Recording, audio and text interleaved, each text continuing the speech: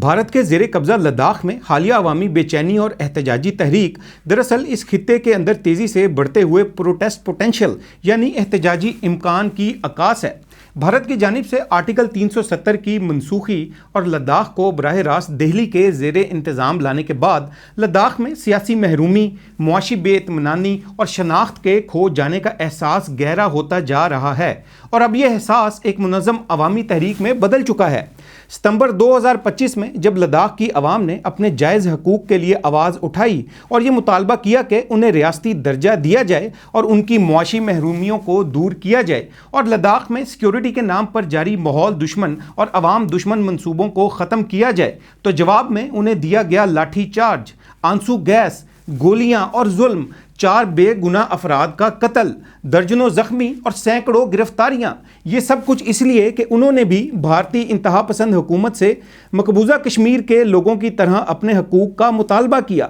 بھارتی زیر قبضہ لداخ میں اس وقت ریاستی جبر، پولیس کارروائیوں، انٹرنیٹ کی بندش اور مقامی قیادت کی گرفتاریوں نے عوام میں غم و غصے کو مزید بڑھا دیا ہے۔ نوجوان طبقہ جو پہلے خاموش تماشائی تھا اب اس مزاحمت کا مرکز بن چکا ہے، لیکن انتہا پسند بھارتی مودی حکومت کی جانب سے میڈیا پر پابندیوں کے ذریعے سچ کو چھپانے کی مسلسل مجرمانہ کوشش کی جا رہی ہے۔ لداخ کی یہ تحریک اب محض زمین یا خود مختاری تک محدود نہیں رہی، بلکہ یہ بھارتی فیشزم اور انتہا پسند مودی حکومت کے خلاف ایک علامتی جدوجہد بنتی جا رہی ہے، جو کہ بھارت سے مکمل علیحدگی کی تحریک میں بھی جلد بدل سکتی ہے۔ ہمیں اس موقع پر لداخ میں موجود اس پروٹیسٹ پوٹینشل کو استعمال کرتے ہوئے اس تحریک کو ڈیجیٹل مدد فراہم کرنے کی ضرورت ہے، یعنی سوشل میڈیا کے ذریعے بھارت کا انتہا پسند رویہ، اس کی جارحیت، ظلم، سرحد پار دہشت گردی اور بنیادی انسانی حقوق کی خلاف ورزیوں کو زیادہ سے زیادہ اجاگر کیا جائے